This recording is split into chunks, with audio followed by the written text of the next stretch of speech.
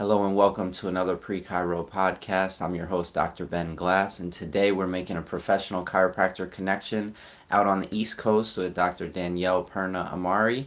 Dr. Danielle, can you kind of just introduce yourself and reflect back to where you were at in life when you decided you wanted to become a chiropractor? Yes. I'm out here in Westchester, Pennsylvania. We only moved here 2 years ago, and originally I'm from Austin, Texas. My first career was in coffee, and I was a barista at a really high level. Actually, one of the times it came out to the East Coast was to judge a barista competition. So that was a big part of my life, and that took me to Portland, Oregon, where it's kind of like known as this mecca of third wave coffee. And I wasn't sure that that was my forever plan because I know it's really hard to stay in that industry for a long time, and it really does a number on your body. So I actually got repetitive stress injury to pretty much my whole right side. And I had seen a PT and I was like, wow, this is cool that like somebody was able to help me feel better. And, they're not sitting at a desk, they're getting to move around too. And I appreciated that. And I was like, maybe I'll, look into something like that or, public health. My undergrad was in nutrition at UT Austin. And then, in that journey of like shadowing and trying to figure out other things, I happened to switch cafe locations to the east side of Portland. And my coworker saw a chiropractor and he's not your usual chiropractor. And I was like, okay. And I honestly really did not know much about chiropractic. I thought it was something that people did after they got into a car accident or, that kind of a thing. And so I finally met this guy and he's so wonderful. The thing I remember most still, like, you'll know it's him because you'll smell frankincense because he would use that after treating people.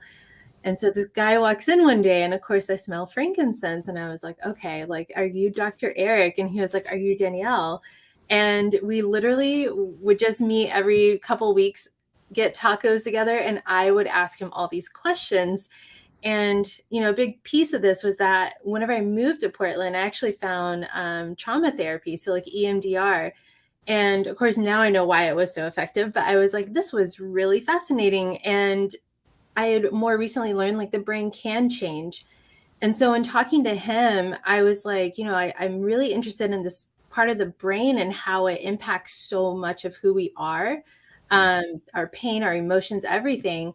And so kind of like through the course of us meeting over tacos, I finally was like, if you were me and you didn't know much and it seemed like PT and chiropractic were more the same and it feels like PT has more of a security blanket, how would you choose? And he was just like, it's really simple. Like, are you interested in the nervous system? And I was like, yeah, that's like what I think is the coolest part. And he was like, then go to chiropractic school.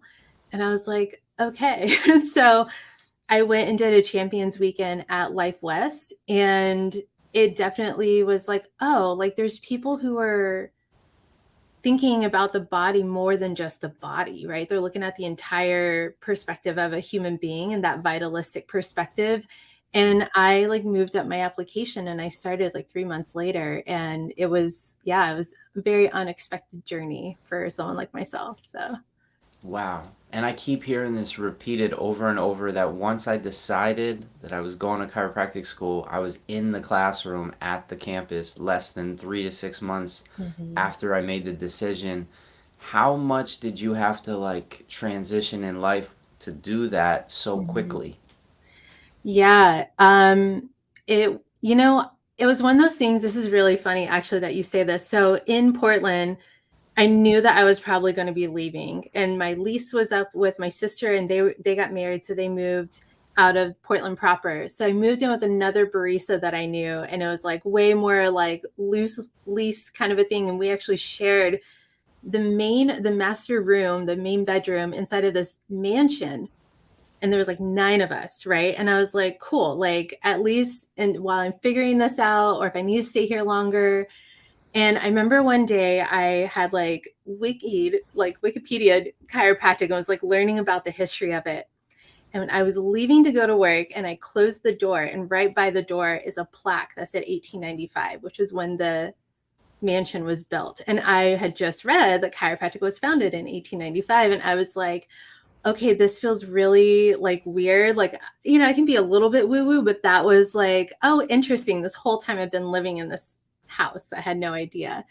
And so it definitely was a push pull, right? You're like, it's a really big investment financially. And I think the biggest thing with that is my mentor at that time was just like, if you're smart and you figure out how to like keep your overhead low and stuff like that, like you're going to be fine. And I was like, cool. Like I saw it more as an investment of myself, not taking on debt. And for me, it felt easy, I think, to make the transition because of the fact that like, I grew up in like kind of a poor upbringing, and there is domestic violence. There's all this stress and trauma. And I realized that education had this ability to take me further away from those things. And so for me, I was like, well, I would rather take this chance on myself and really believe in myself than make myself believe that I'm only able to do something else that maybe isn't my full potential. So I definitely think I put up a little bit of blinders, and I was like, I'm not going to let things stop me. I'm just going to do this. And I tell you, the day I was packing that U-Haul, everything that could have gone wrong was so terribly going wrong that I was like, is this God's way of saying like, just kidding, we're not going to do that? And I was like crying, like the mirror got broke off by a bus.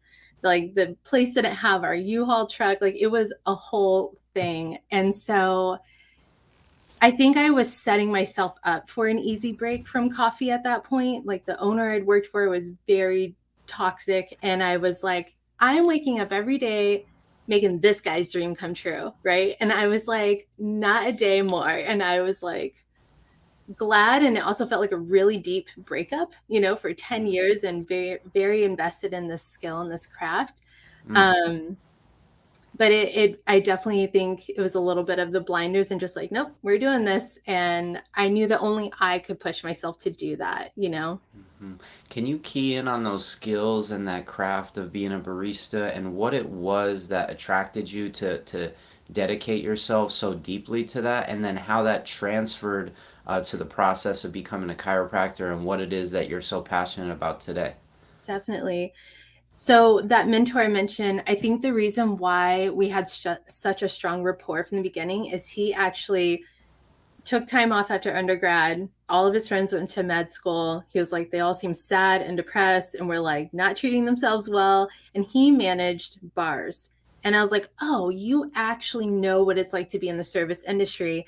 And, I speak of my barista experience a lot because a lot of us in the service industry start to think that that's it. Like that's all we're capable of doing, that we're not smart enough. And um, learning, I was trained by a competitive barista. So it was funny that it played into my skills of like, I love being really good at something with like a very specific technique. And so there's a lot of technique that goes into like being a really good barista. And there's like the sensory side of it, like how you taste and perceive coffee and know how to manipulate it to taste better. So by the time I was leaving the coffee industry, like I would be working with a coffee, what we call dialing it in, and I would see colors, and that's how I was navigating dialing in a coffee versus like how many grams in and how many grams out. And I realized that showed that there was such a high level of competency for that skill, and that really surprised me. And with dealing with people, like I call myself an ambivert because I definitely have introvert tendencies, but working in the service industry for so much of my life, like I started working when I was 14, I had to learn how to deal with people in unexpected ways, like people who haven't had their coffee and they're like, I'm going to be really grumpy until you give me coffee, that kind of a thing. And so I was worried about actually this thing that you bring up because I was like, I don't know that I'm capable of getting another degree. And my mentor was like, I know you don't see it now. This was like my last shift that I saw him before I went to school.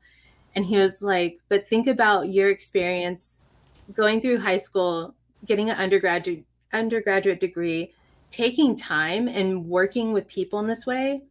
And if you see something on someone's x-ray versus somebody who went maybe straight through school all the way and never had a lot of life experiences, think of how you're going to handle that conversation probably differently than they will. And that was really like, I didn't know what to make of that at first, but I was like, I think I understand what he's saying.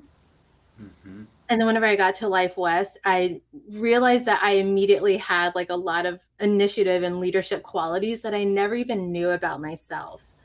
And so then the technical side of being a barista kind of started to come into like how I wanted to adjust, because this guy was a network doctor, but then I got exposed to upper cervical really early on. And then I found BGI, which is how I met you actually through that Mm-hmm. community.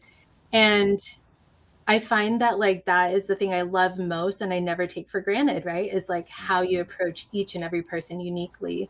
Mm-hmm. So it was really hard though, very, very hard for me to be new at something. Like I am Mm-hmm. very hard on myself already, but coming from 10 years of being really good at something into a completely different realm was very hard. Yeah, I'm wondering if you could reflect on that time early on in your process of being at school and getting exposed to people that are functioning at really high levels. And what was it about the experience that brought out these leadership qualities in you, or that really cultivated this inner development that you didn't know was going to happen? I guess, what surprises did you have when you got to school? And then what was it about school that really supported you, so that maybe we can help other students feel like they can develop a strategy for themselves of how to navigate the experience, which is obviously going to be new for everybody. Yes. Yes. I think whenever I got there, I want to say one of the biggest things is like, this came too from the coffee industry, is like I always took ownership of a space. I treated a cafe like it was my own.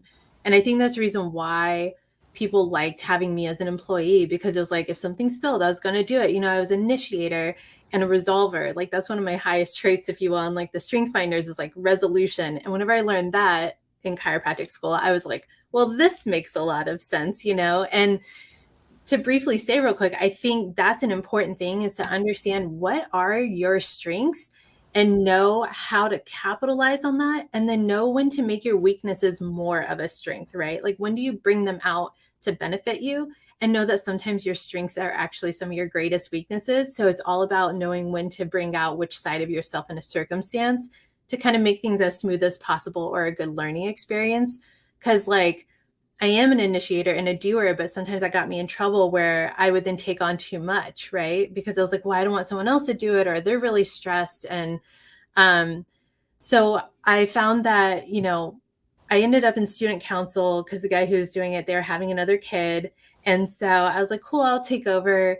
I was like, I wasn't doing anything at that lunch period anyways. And then I was also a student champion. So I helped lead the tours, and I ended up becoming an officer my first quarter, because the person was like, I can't do this. You seem very confident. So when people have always been very overly confident in me, and like sometimes that wasn't a good feeling. So I had to learn when to be like, hey, I know you think I'm like able to handle doing this, but actually I really need help right now. And that was so hard for me. And I think a lot of us who are in a role of leadership are taking care of other people. So in that journey of like student council, I mean, I then became our student body secretary, which I think was one of the things that really showed me a lot about myself. Like I had a teacher in high school who bashed my writing skills so bad. Like it, like looking back, like you would think a parent would like report her or something. It was so bad. She was just like, you are a terrible writer. You would never write, blah, blah, blah, blah, blah. And then as student council, like secretary, I found that that actually was a great way for me to communicate. Like I seek to be very clear and concise and ask the one question versus the 15. And I found like, oh, like I can actually do okay with this. And that was really great. And it gave me a chance to support my other colleagues that, I was on the executive board with. And then that led to me being student body president. And that was a really interesting time because we had a new president at school that started right as I was secretary, that transition. And it was interesting to realize, and this happens in practice, that you may find yourself as a liaison between two different things, right? So you as me as a student body president, I was a liaison between the students and then the administration. And it was hard to know a lot more about the ongoings of a school and what actually it takes to make it function and the inherent things that come up with how it works and limitations. And the students being like, well, I want this, or why aren't we doing this? And it's like, I totally hear you. And there's like all these other things. And then also not being afraid to stand up for things that you felt like maybe weren't okay. So it was hard. Like it felt like being very exposed at times, where you're like, well, if I say this, like I'm going to be seen for saying this, right? And so I had to learn to like find strength in my voice. And also, if you say something and then you have to change that, to have to face that, right? And that happens in practice too, where you're like, actually, like it's not what I thought it was, or this or that, or whatever. And knowing that you're the liaison between a patient and the rest of their medical health care. So definitely there's so many life skills to be taught. And I think the best thing about doing that in chiropractic school is it's a safe place to fail. And that's what I would tell people. I'm like, in so many ways, leadership or not, this is a safe place to try and to fail and to get to try again. And I think that's really important. Absolutely. Can you talk about what you learned about the student experience coming from a place where it was actually one of your main roles to hear the voice of students, listen to what they're going through, what were some of those pressure points, what were some of those opportunities that you brought to students that they weren't aware of? Like, can you, I guess, just talk about the level of awareness amongst the student body as a whole? That you were able to observe, and how we can really use your insights to craft a more connected student culture, to create a better student experience for the next generation. For sure. Man, what's interesting is Life West is a smaller chiropractic school, right? We only have about 600 students or so. And I think of like the bigger schools and how they must manage, their student council, because there's so many unique needs, right? Like the really young students who have only gone straight through like school and more school, and then the people who are like in their 40s or 50s, right? Like they have different needs. The people who have kids, the people who have life crises that go on. I think the biggest thing is to remember is it definitely is a journey. It does have a finish line, but like it is your own journey. And one of the things that I helped the preceptorship program get off the ground. Like it was something that was lagging and lagging. And I was like, you promised my cohort specifically that this would exist, right? And that's a big reason why people came here. And I really worked hard on more of the clinical side of things, which at the time really upset certain people because they're like, well, we're not in clinic. And I'm like, I know, but you will be there so soon and you will understand why we were trying to get these things corrected. Because, Life West like redid the clinic and there's still certain things that were super archaic, like this person counting your numbers for things. And so there's a concern for like, well, how do we also on the back end make the student clinic experience easier? So you're focused on being a clinician, right? So I mean, all of us presidents dealt with very different things, I would say. And for me, like, I think something that was really important was like students finding a way to really connect with each other, like, and not just like isolating yourself, but really like as a student body, like really trying to experience stuff together. I mean, there's different events and things that they would do. And I know sometimes it's hard and you don't really care, but it's easy to isolate yourself whenever you're that stressed. And I think really something that is important is to maybe create like a ritual of some sort. So like every single quarter of school at Life West, I would get up really early and I would drive all the way down to Santa Cruz to go to Verve Coffee and then later Cat and Cloud. And it was my one thing that I did every single quarter. And then I drove back and I beat all the traffic. And it was just this little solstice that I would take. Or going into the city and going to coffee places. It's funny, all the coffee, and meeting people there too. And so the things that like, I think people will regret is maybe how they use their time. I know in leadership, there's times where I was like, I didn't put being a student first.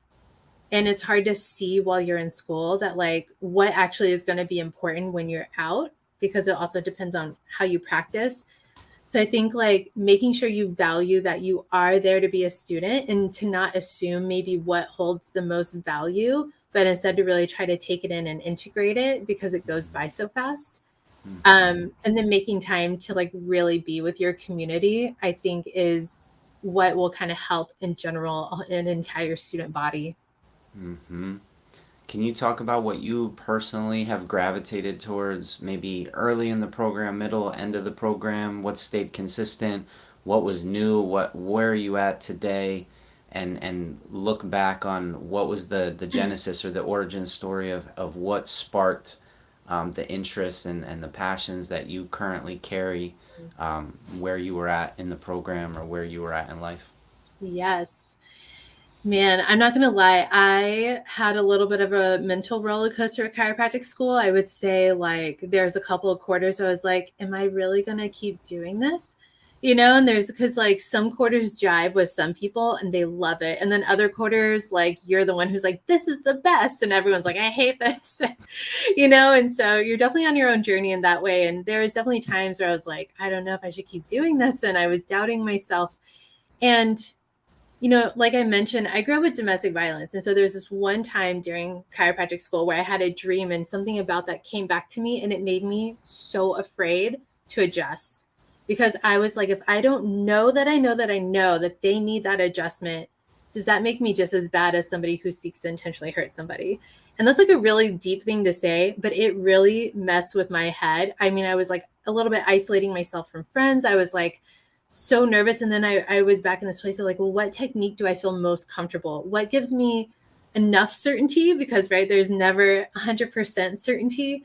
And then, of course, I ended up in student clinic and, you know, I had to start adjusting. And I would literally just sit and visualize in my bed the knowledge going to my hands. I was like, I'm going to imagine myself doing these adjustments, especially cervical adjustments. And I'm going to keep imagining it until just like it's like a cup and it overflows and it runs down into my fingers and I'm just going to know what to do. And it worked out well for me. You know, that was cervicals became a strong suit for me probably faster than other people. And I thought that was so funny because I was so afraid of it.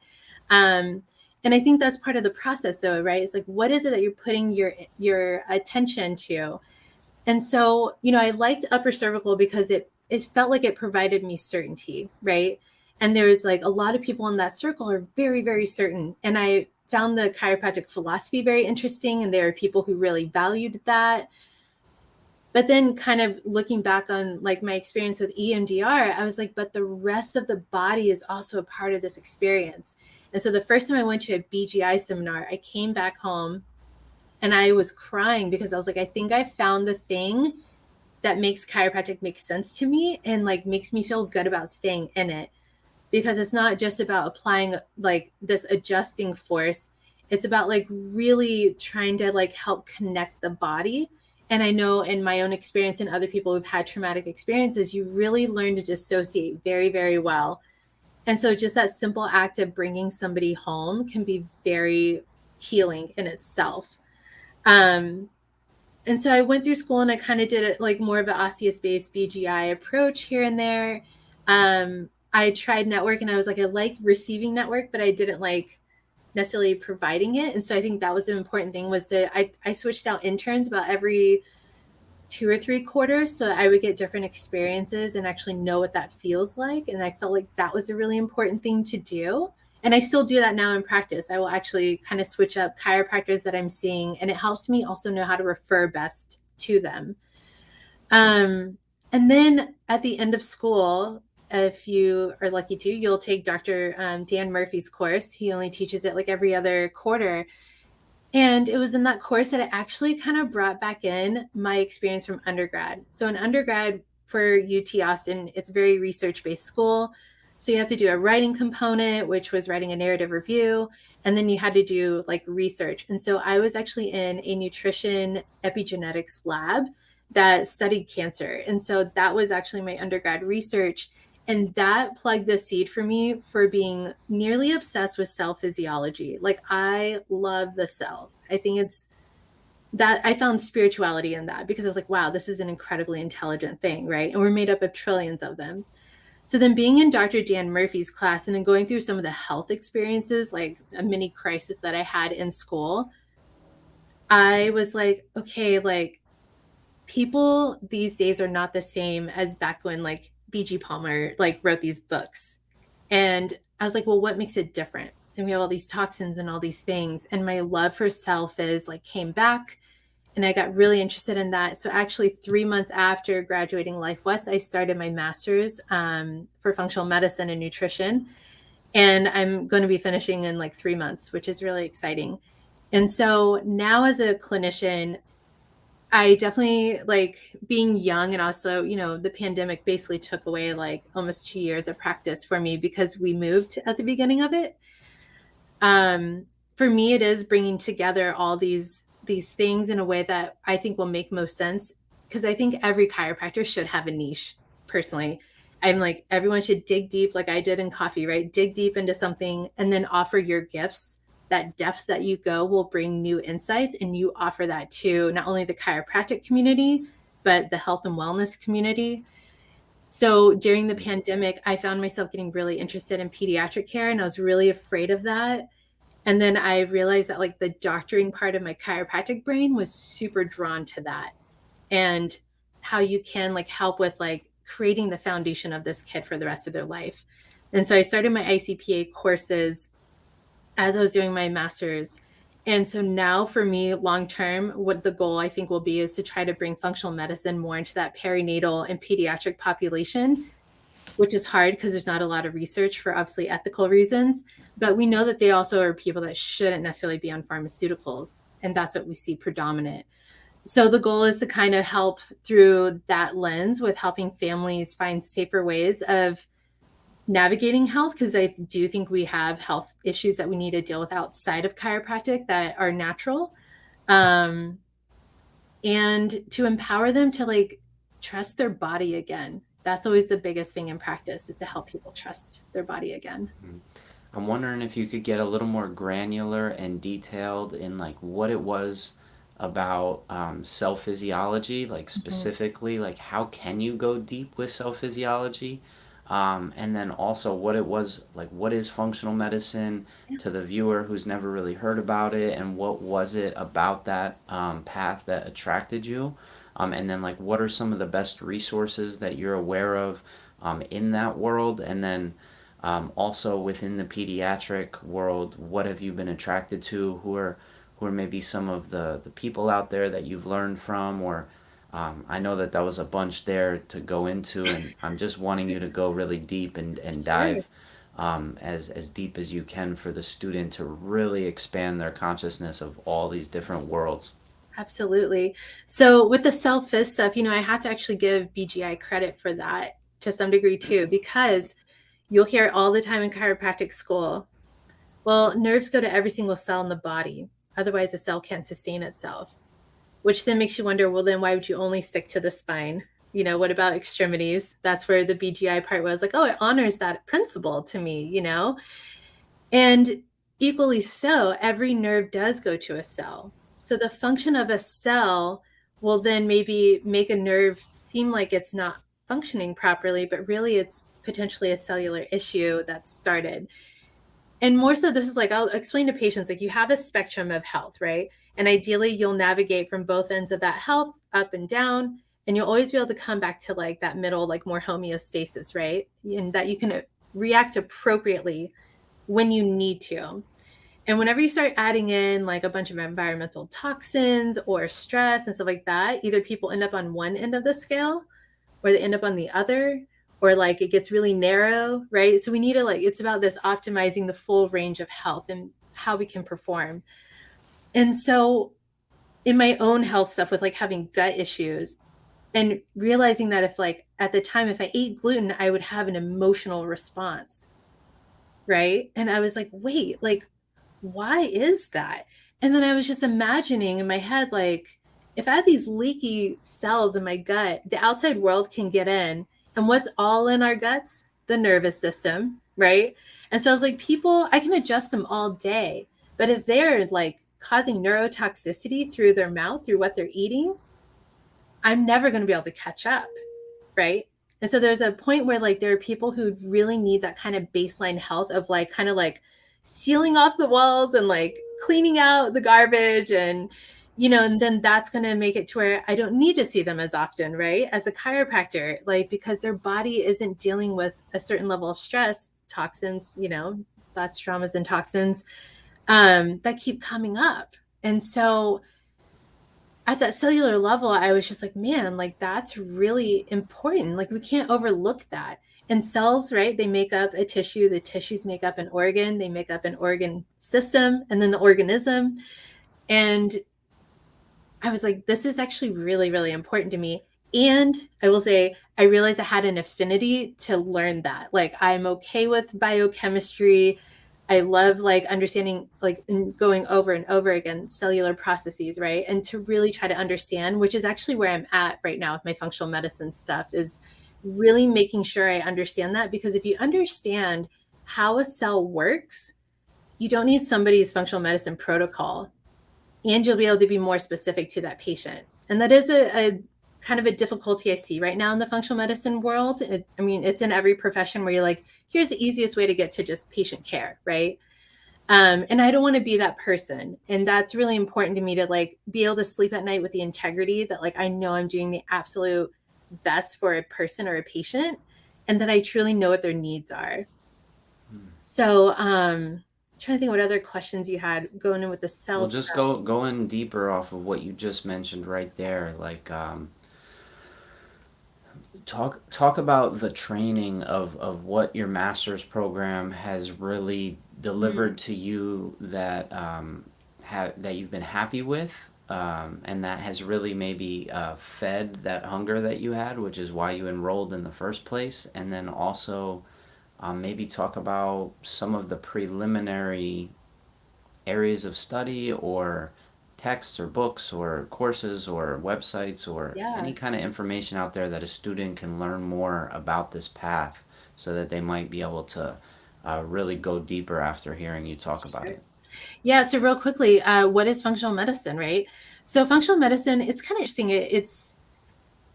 It reminds me a lot of what NDs do, naturopathic doctors. But the biggest thing that I loved about it, and actually what fed me into it, is because it's very much like vitalistic chiropractors. It's like, I want to look at the entire system.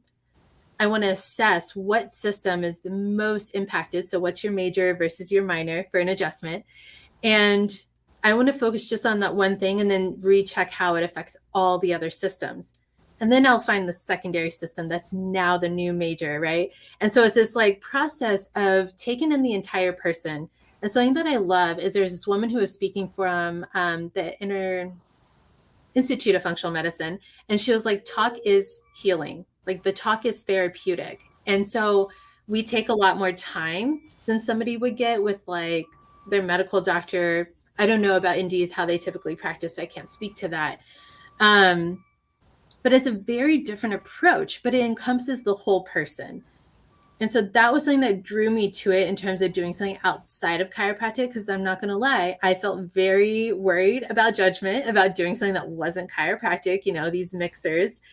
And I think everyone should mix if they can do it well and they do it with integrity. And so, yeah, with functional medicine, there's like, you're looking at lifestyle components, because it's your lifestyle that gets you to where you're at anyways, right? If you're always stressed, you're always like eating like garbage or never moving, and then you just expect to be able to take a supplement, like it doesn't work that way, because that's not fixing the root cause of the problem. And it is hard these days, right? We have a world of convenience. I do actually, with parents, it's really hard because they're like, I don't feel like I have time to like prepare all this food from scratch myself. And, but then they realize that most foods that you can just grab and go are processed or are heavily carbs, right? And so it is interesting. I think that's something I really want to try to tackle in my career, is like, how do I make that more simple and doable for families so that Hmm. they can not feel bad looking back and being like, I should have done differently for my kids, and now it's my fault that maybe they do X, Y, and Z, because the parent guilt is so real. And so while I was in school, so I went my programs through Western States. It's the only master's program that I know of that exists. The other ones are online courses of sorts. And I was mixed on it. So it's an evidence-based program, which, Western states is very evidence-based in how they do stuff. And at first I hated that. I was like, I'm okay with reading research because I've had to do it a lot in my time. But it's just the way that they made us, do it to do our program. And part of it plays into like just how the education governing bodies say you have to teach a class. So I understood that. Obviously, I questioned it and wrote some emails, and I was like, why are we doing this way? But, like 3 quarters into it, I was like, you know what? This teaches me how to play the game. Now I know. Now I know if somebody says something, I know where they're going to for information or if they're actually not reading that information. So learning actually how to really start to get better at reading research was super empowering. And then of course we would come into this pandemic and that brought up a whole can of worms around research, right? And so I felt really empowered navigating stuff because of that. But the thing I learned that was really important is we forget that every research study is in a vacuum, a very, very tight vacuum to try to navigate variables. And so what I realized is a lot of people are using research in the wrong way. And that there is a bit of faith anytime we work with someone, right? Like I've never done a research study on you for this one supplement or this one protocol. So in truth, I can't say exactly what will happen. And that was really humbling and also hard. I wanted certainty. And I realized that research is still actually never going to give me that. But it taught me what other health professionals, like how they build trust in an idea based on research.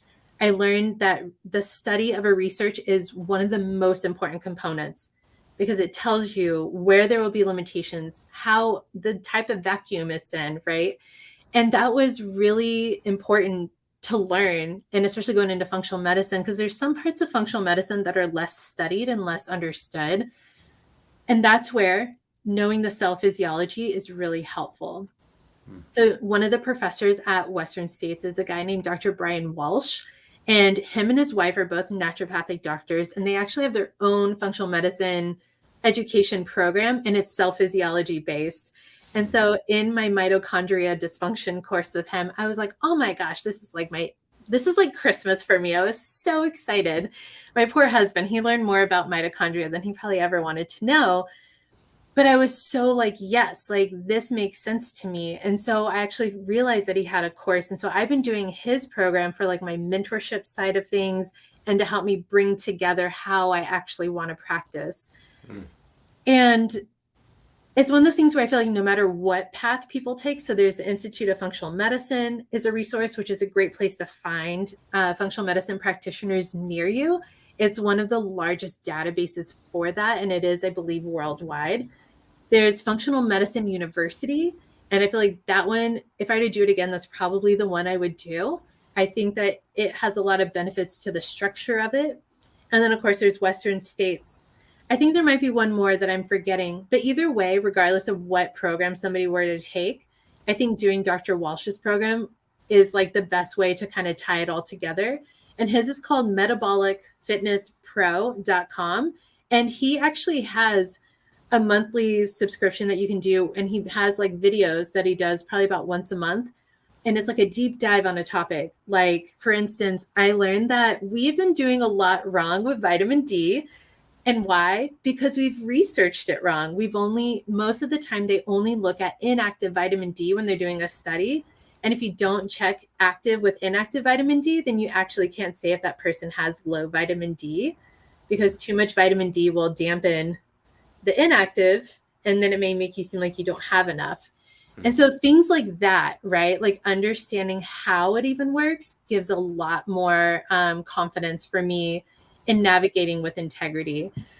So, yeah, does that answer Can kind of you this? get into details about now how you navigate research? You look at information networks. You kind of tie different research papers together by teasing out maybe the key pieces that you really value, whether it's the design structure, whether it's the results, whether it's the conclusion, and then you try and piece multiple pieces together to formulate your own take away from that, and how we can really translate that to college students or chiropractic students, like approaching research. Like, how do Yes. you approach research 101 taught by you right now?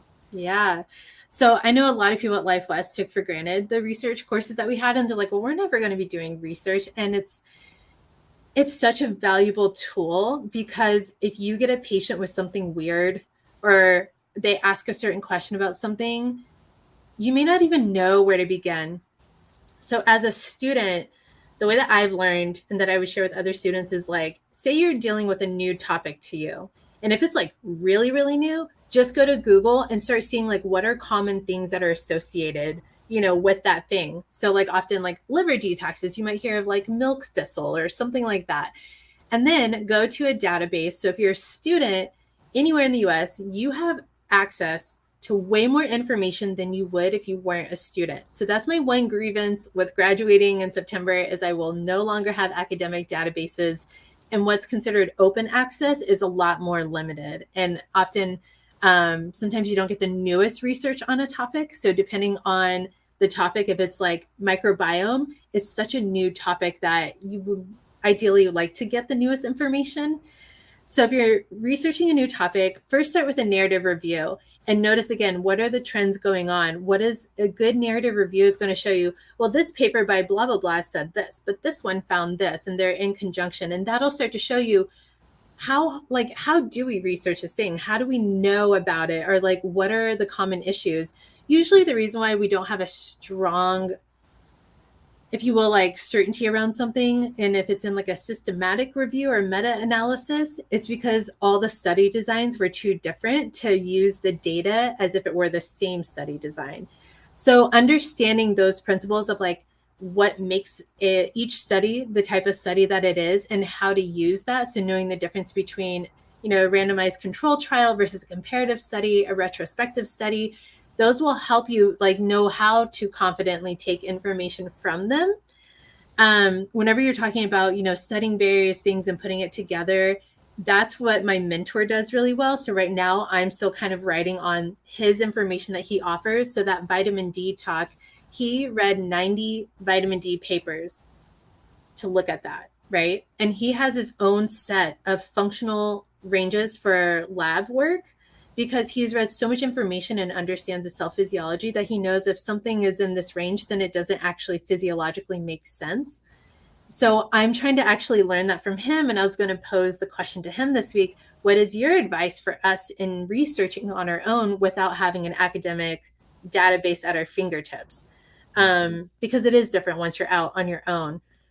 But whenever you are researching a topic, try to prove yourself wrong, right? If you only look for research articles that validate what you're looking for, then you're always going to be wrong, right? And instead, if you actively seek to find what counters your thought or your idea, what you want to hear, then you'll actually find the truth. You'll find like, what do we actually know that we know that we know from all these different things? And you'll find it's a lot less than what you might expect, but it's still nice to then understand in what circumstances those other things may or may not be true. Mm-hmm. What are you thinking about how you're going to approach the pediatric population? What are some of the things that you see are really needed to help this population through the lens of chiropractic or functional medicine? Either one, depending on. I mean, right now your mindset is probably more immersed in Yeah. functional medicine, but your foundation is more in chiropractic. So why don't you kind of just talk about somebody comes in, what are some of the different types of things that you might ask them? What are some of the different types of things that you might, learn about them so that you can then help them? For sure. I'm finding with kids right now, it seems like gut stuff is a big issue, and skin rashes, and it's like pretty pervasive. Like there's a lot. And so, I think understanding microbiome. So we now know that the microbiome of a kid is to some degree passed on from the mom, even before they are born, right? And that's a really important thing. So then really with young kids, you can't not look at the mom.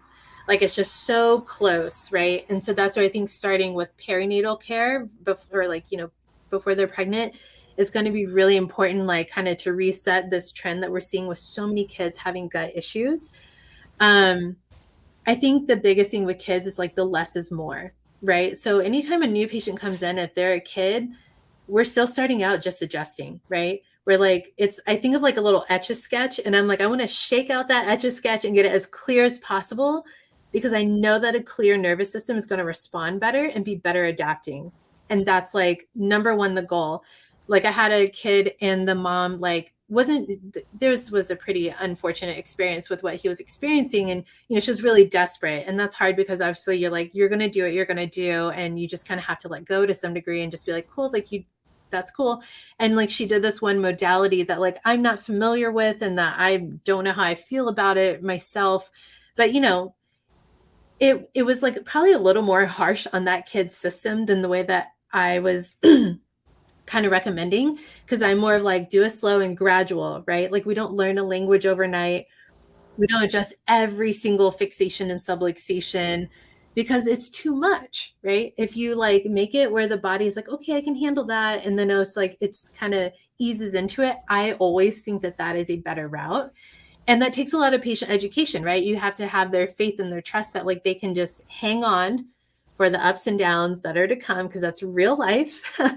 And so I find, the most important part is like making sure first they understand chiropractic. And that for me came actually from Dr. Dr. McIntyre. She's like, if somebody's under functional medicine care with me, they need to be under chiropractic care. I mean, obviously, if you're doing a virtual situation, it's not the same. But with those kids, like so many kids, have stuff going on. And even if they have like a tongue tie, it's like, cool, like if they can still breastfeed, like I'd rather them wait a little bit. And then, we work with the rest of the body before we like do something invasive, or, maybe they can wait until they're able to take instruction and be able to do the proper exercises to keep that tongue tie from reattaching.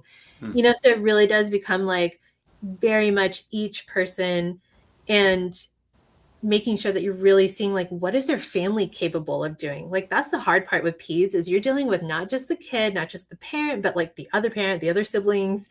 And like, if something's very financially, if it takes a lot of finances to deal with it, they're not, right? And so that's where, again, that functional medicine side of it is like, cool, I want you to hang tight. We're going to deal with the chiropractic side first, and we're going to see what we can even change, right? Because we know that we can change the behaviors of a kid through chiropractic, as well as their physical body and how they manage stress. And like there's research articles that show emotional stress will cause a leaky gut. So I want that kid to just like bring it down, And then by understanding how cell physiology works, I don't need to do all these lab tests. I don't need to do specialized tests. Instead, I'm like, we know how this works. We can try this and this first, and then we'll go from there, So that's kind of how my future practice and stuff is coming together in terms of like the chiropractic and the pediatric and the functional medicine type stuff. Awesome. So much to unpack with what you just talked about there, but I'm just curious if you can continue to go down this path of talking about maybe Dr. McIntyre, how she's been beneficial or how she's helped you. I think she's going to be on the show in a few days or in a week or two. And also just kind of how you're actually giving something to a kid, and then just kind of, no, that's not a great, I guess I'm just like wanting you to continue to unpack like maybe just unpack the lifestyle that you enjoy today as a chiropractor. Talk about maybe pre-chiropractic, like if you were like guiding a pre-chiropractic club to make the most of their experience, or if you were starting a pre-chiropractic club, like you're starting your practice in a new place that's unfamiliar with who you are, what you do, like how do you approach this? I know that's multiple questions, but just take it from there. Yeah. So Dr. Mac and Dr. Mo, like, so after chiropractic school, I don't know if I was just so tired and stressed, and, such a huge finish line to cross. But I like am one of those people, I'm so hard on myself and I doubt myself a lot. And I actually was like, maybe I made a mistake. And whenever I met my now husband, I was like, I don't know. Like, and I was waiting to get licensed in Oregon, which if you've been there, it takes a while. You have extra board exams and all these things you have to do. And so I was working in a cafe, which was kind of funny to be working as a doctor in a cafe. It was really funny. And it was comfortable, and I knew that was a dangerous thing for me, right? It's like, this is comfortable. I know it. I'm so confident in it. And it further highlighted how overwhelming it kind of felt initially to leave school. And you're like, I have nobody else's structure, but either the one that I come into work wise or the one that I create for myself. And I actually was starting the process of creating my own business there. And then when I met my husband, it was one of those things where 3 days later, we knew that we'd spend our lives together. So I closed that. I'd like stopped doing that and decided to work for someone because I knew we would leave Portland. But in that process, Dr. Danielle Eaton was someone who was my first business coach. And I chose her because her whole thing was, how do you have a part-time profitable practice and you have a work-life balance as a mom? I actually never want to have kids, but I knew after seeing the way that my parents worked as like these, coming from a poor family, working themselves to the bone for like nothing.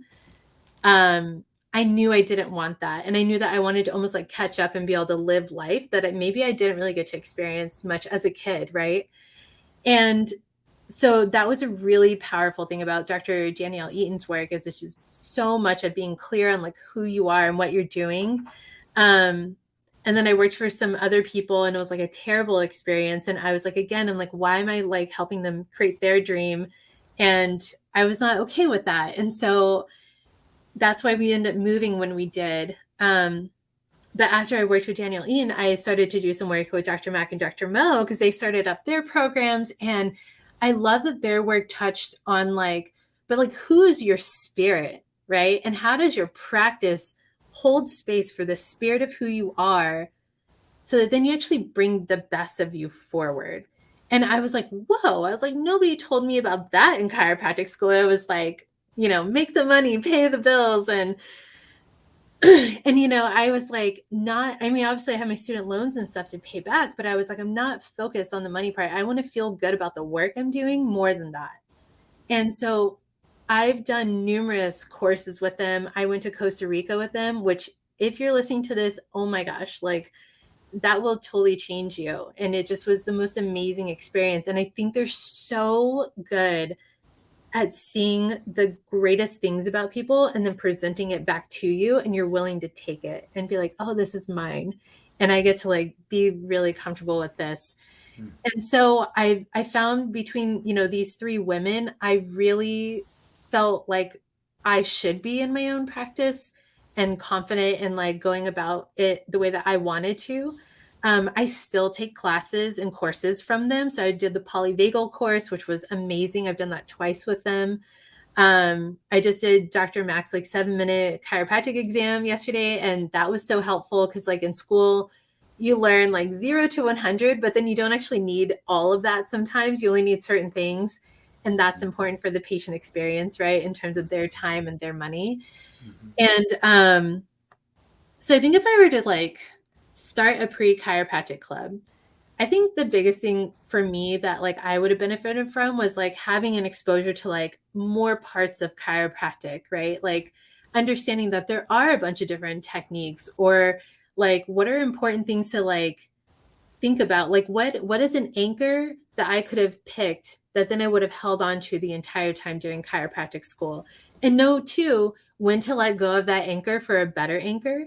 Because I think, we changed so much during chiropractic school that, I'm now doing peds work, and I never, ever thought I would do that. And also to not, to try to start working on clarity of who you are and maybe the gifts that you have to offer. Because I wish that I had tapped into that a little bit more, maybe during school. And I think I was too afraid, or felt like I needed to do what other people were doing at times. And, the group think and stuff is very real whenever you're in school. I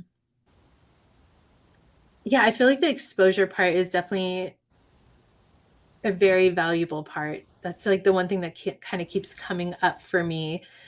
And maybe understanding the different avenues that there's people who do sports chiropractic, or who, the different diplomates within chiropractic too, right? You have like the functional neurology and DAC and I think being exposed to those a little bit earlier on, just to see, like, is this something I could see myself doing? Is this something, that I can invest in early on? Um, while I say that, I also think that like often like in school, people took seminars too early sometimes, and then you couldn't like whenever you actually came time to use it, like in clinic, like you forgot it. So I think there's a Mm-hmm. balance with kind of when you do take in information. And then Mm-hmm. that really comes down to like, being on your own journey to some degree in a sea of others. Mm-hmm. Yeah. Well, listen, I really appreciate your energy, your specificity today, and it's just been really good to hear you and share your story because I think that there's so much in what you just shared that if a student's watching this, it just helps them get a little more context of what their path could look like, of what their path could feel like, different paths they could take, different resources they could tap into today. Mhm. It's is very valuable. So Thank you. I just want to honor your time. But yeah, thank you so much for sharing with any students that are able to one day watch this and learn from you. And I'm sure that it'll be exciting to see how your path kind of develops and grows. I'm sure you'll be teaching something or sharing something specific in the near future. Yeah. Thank you. Thanks for having me on. Absolutely.